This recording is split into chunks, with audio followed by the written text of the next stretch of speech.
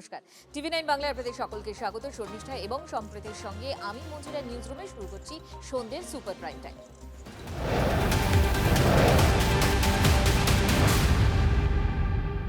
শুরু করবো যে খবর দিয়ে, আগামীকাল এনডিএর বৈঠক, আর সেই বৈঠকে কারা ডাক পেল? এনসিপিআই। তাদের বৈধতা নিয়ে স্পিকারের সিদ্ধান্তের আগেই তারা ডাক পেলেন। এই মুহূর্তের খবর এটাই। জ্যোতির্ময় কর্মকার আমাদের সঙ্গে রয়েছেন, সরাসরি কথা বলবো তার সঙ্গে। জ্যোতির্ময়, কালকের এই এনডিএর যে বৈঠক, সেই বৈঠকে এনসিপিআই ইতিমধ্যেই ডাক পেয়ে গিয়েছে। এবার এই বৈধতা এবং নিয়ে যে প্রশ্ন, সেই প্রশ্ন কি আদৌ থাকছে?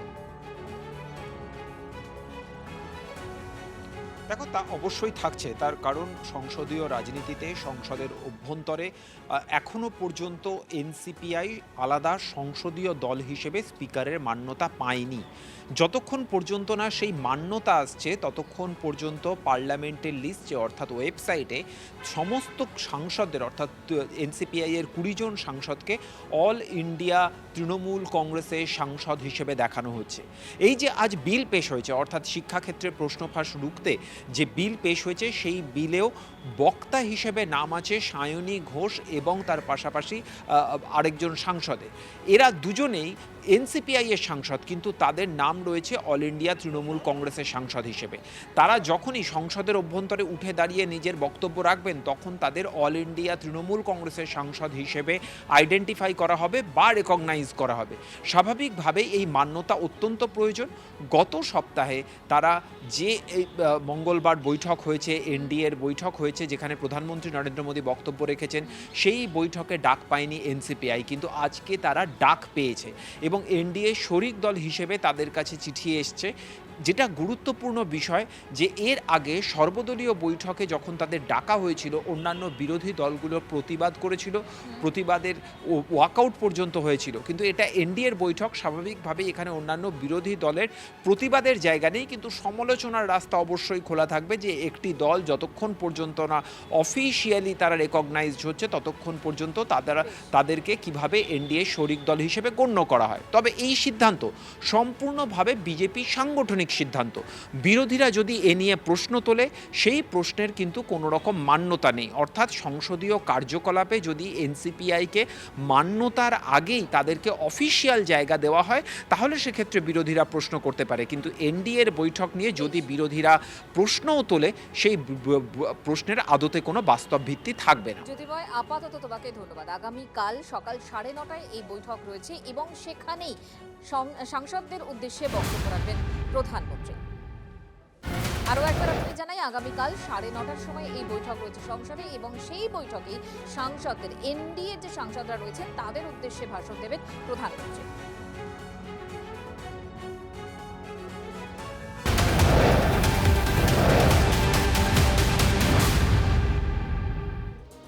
এনসিপিআই সাংসদ যারা, অর্থাৎ সুদীপ কাকলিরা, তাহলে এই এনসিপিআই সাংসদরা তারা কি এবার বিজেপিতে মিশে যাচ্ছে? কেন এই প্রশ্নই উঠছে? কারণ আগামীকাল বঙ্গভবনে মুখ্যমন্ত্রী শুভেন্দু অধিকারীর সঙ্গে বৈঠকে যোগ দেবেন সুদীপ কাকলিরা। এখানেই প্রশ্নটা উঠছে।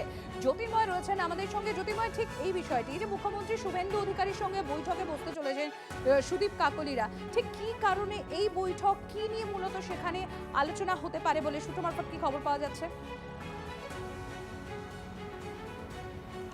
দেখো, বাদল অধিবেশনের প্রায় 1 মাসের বেশি সময় আগে কাকলি ঘোষ দস্তিদার, সুদীপ বন্দ্যোপাধ্যায়দের নেতৃত্বে 20 জন সাংসদ স্পিকারের বাসভবনে গিয়ে তার সঙ্গে দেখা করে এনসিপিআই গঠনের কথা তারা জানিয়ে আসেন এবং তারা পৃথক সংসদীয় দল হিসেবে মান্যতা পাওয়ার জন্য প্রয়োজনীয় আবেদন করে আসেন।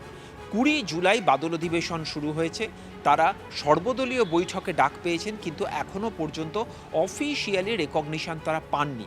স্বাভাবিকভাবেই কিছুটা দুশ্চিন্তায় রয়েছেন এনসিপিআই নেতৃত্ব।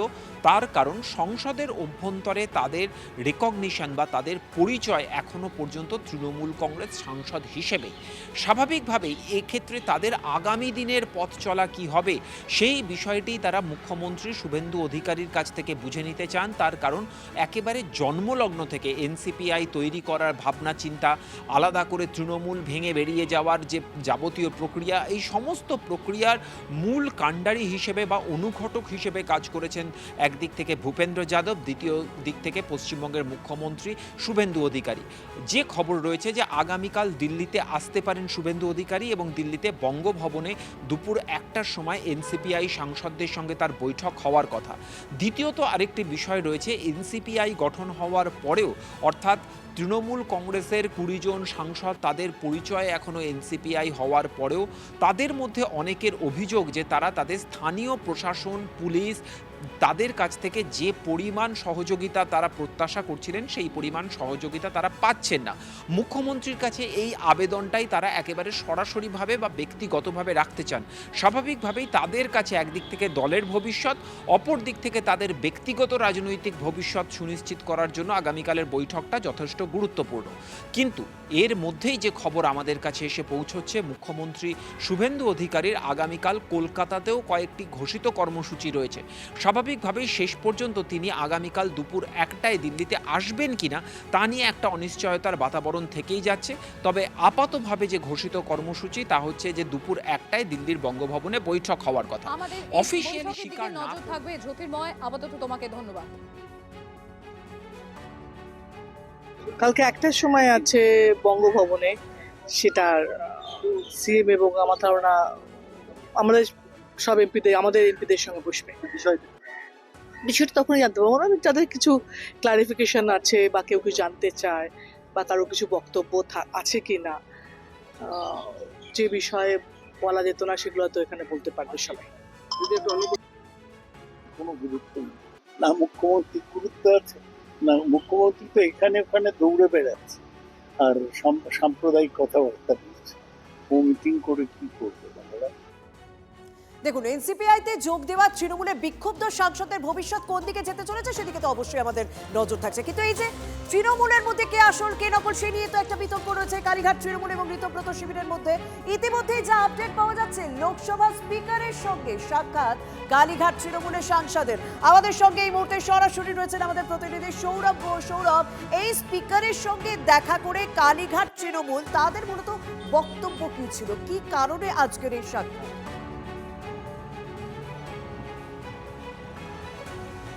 দেখো, কালীঘাট তৃণমূলের তরফে আজকে যিনি দেখা করেন তিনি অভিষেক বন্দ্যোপাধ্যায়, সেই সংসদে যিনি তৃণমূল কংগ্রেস পরিষদীয় দলের নেতা।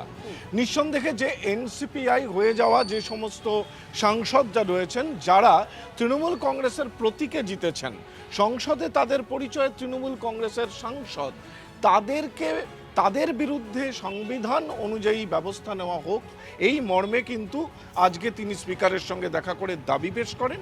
পাশাপাশি কল্যাণ বন্দ্যোপাধ্যায়কে বাদল অধিবেশনের জন্য সাসপেন্ড করে রাখা হয়েছে, এই ব্যাপারেও পুনর্বিবেচনার আবেদন জানিয়ে স্পিকারের সঙ্গে দেখা করেছেন অভিষেক বন্দ্যোপাধ্যায়। কিন্তু শর্মিষ্ঠা, একটা জিনিস, শর্মিষ্ঠা, মঞ্জিরা, তোমরা যারা আছো, একটা জিনিস নিশ্চিতভাবে তোমাদের মনে তো হবে যে সোনারপুর কাণ্ডে, ভোট বিপর্যয়ের পর সোনারপুর কাণ্ড আমরা ঘটতে দেখেছিলাম অভিষেক বন্দ্যোপাধ্যায়ের সঙ্গে। তারপরে কিন্তু কালীঘাটে তাকে আমরা সক্রিয় হতে দেখেছি, পথে তিনি নামেননি। কিন্তু 21শে জুলাইয়ের যে বিপুল জমায়েত, এই 21শে জুলাইয়ের বিপুল জমায়েত কি অক্সিজেন জুগিয়ে গেল অভিষেক বন্দ্যোপাধ্যায়কে?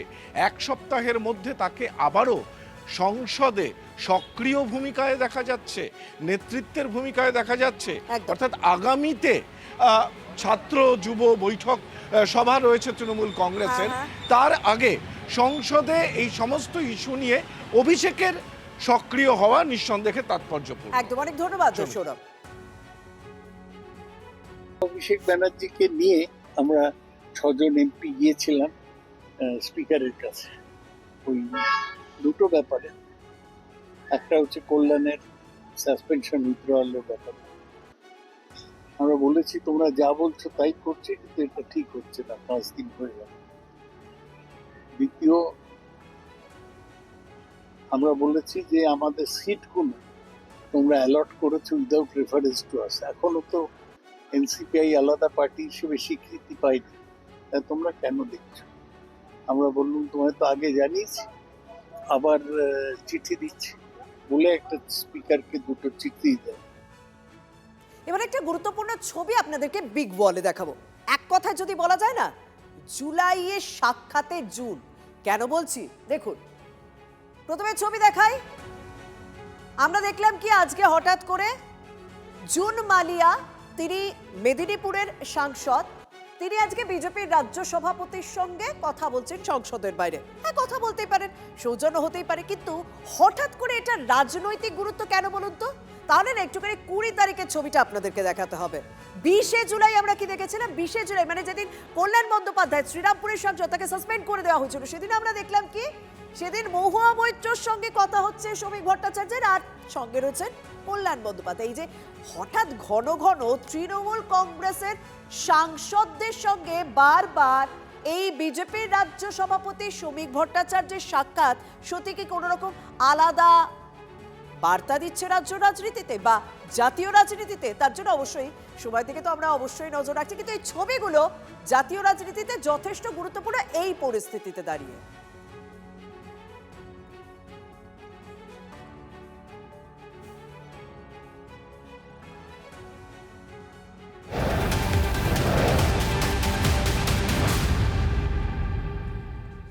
কালকে আরও একটা গুরুত্বপূর্ণ বিষয় নিয়ে সংসদে আলোচনা হবে, সেটা কি? এই প্রশ্নপত্র ফাঁস এবং প্রশ্নপত্র ফাঁস বিরোধী সংশোধনী বিল নিয়েই কাল আলোচনা। সরকারের আনা বিল নিয়ে সংসদে আলোচনায় কাটল জটিলতা। বিল নিয়ে সংসদে আলোচনায় রাজি বিরোধী পক্ষ।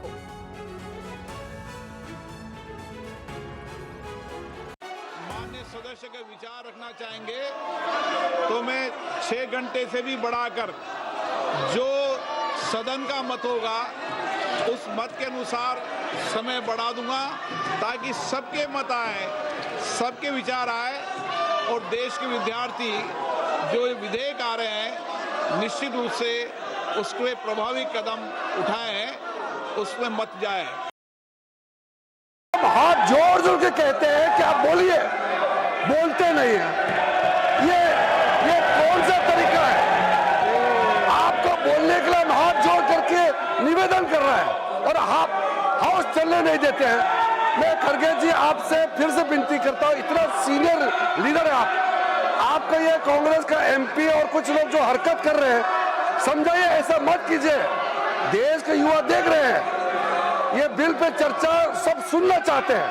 हमारा लोकसभा में भी ऑलरेडी हम लोग ने सूची भी दे दिया है कौन कौन बोलेंगे, वहां भी आपका कांग्रेस वाला उत्पात मचा रहे हैं, ठीक नहीं है।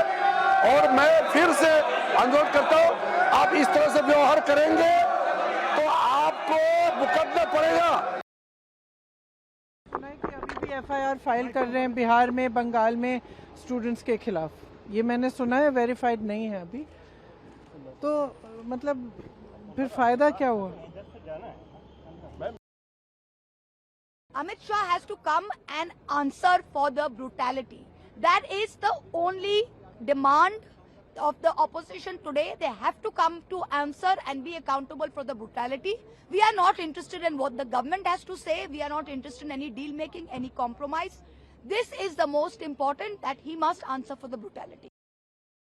दिस इज़ वेरी इम्पोर्टेंट कि देश के युवा, देश के छात्र छात्री दोनों का पक्ष सुने। यहाँ पे एक हेल्दी डिस्कशन हो, एक डिबेट हो, सुझाव आए जिसको सरकार अमल दे, और इस तरह से एक हेल्दी डेमोक्रेसी को हम पार्लियामेंट के अंदर बचाए रख सकते हैं.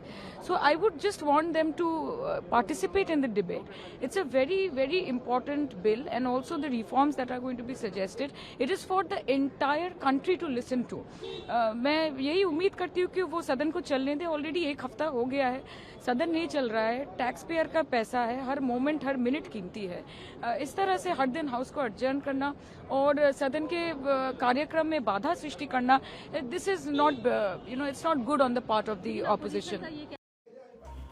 প্রতিবাদ বিক্ষোভ হচ্ছে বলেই পুলিশ লাঠিচার্জ করতে পারে না। দিল্লিতে সিজেপির যে আন্দোলন, সেই আন্দোলনে পুলিশের লাঠিচার্জ নিয়ে করা মামলায় পর্যবেক্ষণ সুপ্রিম কোর্টের। কি বলা হচ্ছে যে প্রতিটা রাজ্যের নিজস্ব একটা প্রোটোকল তৈরি থাকা উচিত। শান্তিপূর্ণ যদি আন্দোলন হয় সেখানে পুলিশ লাঠিচার্জ করতে পারে না, এবং পুলিশের ভূমিকা নিয়ে তদন্ত করা হবে বলে পর্যবেক্ষণ সুপ্রিম কোর্ট।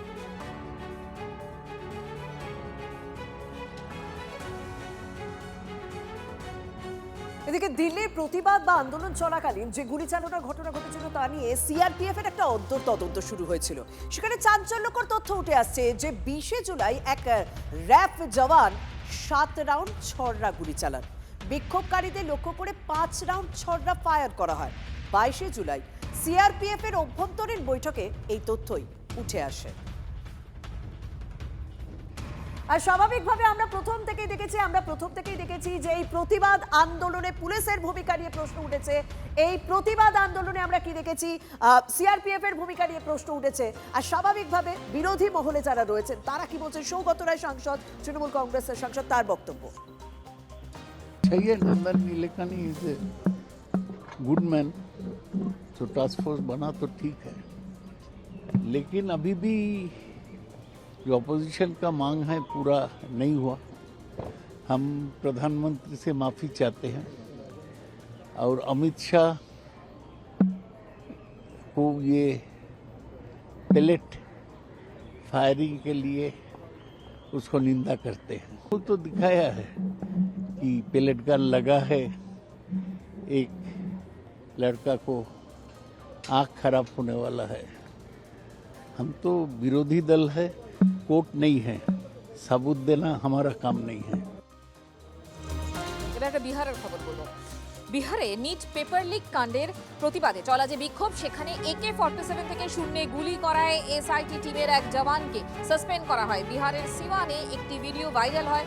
সেখানে দেখা যায় যে অভিষেক পটেল নামে এক জওয়ান AK-47 হাতে এগিয়ে চলেছেন। ভিডিও ঘিরে বিতর্ক তৈরি হতেই বিহার পুলিশ তদন্তে নামে এবং অভিযুক্ত ওই জওয়ানকে সাসপেন্ড করে বিহার পুলিশ। একদিকে দিল্লিতে ছড়রা গুলি চালানো নিয়ে বিতর্ক, অন্যদিকে বিহারে AK-47 নিয়ে বিতর্ক। জোড়া ইস্যুতেই সরব হয়েছেন কংগ্রেস সাংসদ রাহুল गांधी। हद हो गई। ये इन्होंने अभी भी FIR दर्ज किए हैं स्टूडेंट्स के खिलाफ, शायद कल रात को या आज सुबह, बिहार में, बंगाल में। तो ये अपनी आदतों से बाज तो आए नहीं हैं। और मैंने सुना है, वेरीफाइड नहीं है, लेकिन मैंने सुना है कि जो लड़कियां गई थी प्रोटेस्ट में, कई लड़कियों के पेरेंट्स को फ़ोन आ रहे हैं, उनको धमकाया जा रहा है कि तुमने अपनी लड़कियों को भेजा। क्या मतलब है? क्या हमारे देश में लड़की प्रोटेस्ट नहीं कर सकती? क्या मतलब है? Pellet guns, AK-47 are these terrorists? What is wrong with these people?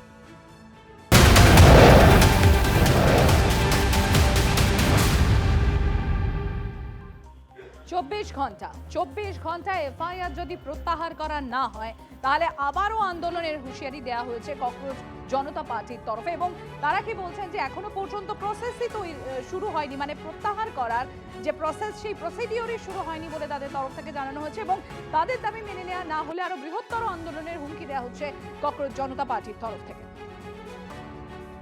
जब JP नड्डा जी और जितेंद्र सिंह जी से हमारी 3rd राउंड की बातचीत हुई थी तो उसमें इस बात पर सहमति बनी थी कि जितनी भी FIRs प्रोटेस्टर्स और ऑर्गेनाइजर्स के खिलाफ फाइल की गई है वो सभी FIRs विड्रॉ की जाएंगी और दोनों साइड के लॉयर्स अलाइन करने के बाद that written agreement will be finalised. हम सरकार का इंतज़ार कर रहे हैं कि वो रिटर्न एग्रीमेंट की कॉपी हमें जल्द से जल्द शेयर करे। अगर कल तक ये रिटर्न एग्रीमेंट सरकार की तरफ से नहीं आता है और जितने भी अलग अलग राज्यों में छात्रों को, युवाओं को, प्रोटेस्टर्स को अरेस्ट किया गया है या डिटेन किया गया है उन्हें रिलीज़ नहीं किया जाता है तो कॉकरोच जनता पार्टी फिर से प्रोटेस्ट करने को मजबूर होगी। এদিকে যে কোনো দাবি আদায়ে গান্ধীজির পথের উপরই জোর দিচ্ছেন সমাজকর্মী সোনাম ওয়াংচুক। আজ তাকে হাসপাতাল থেকে ছাড়া হয় এবং হাসপাতাল থেকে বেরিয়ে তিনি পৌঁছে গিয়েছিলেন গান্ধীজির সমাধিতে। সেখানে তিনি শ্রদ্ধা জ্ঞাপন করেন। দিল্লি থেকে আজই লাদাখের বাড়ি ফিরে গেলেন সোনাম ওয়াংচুক।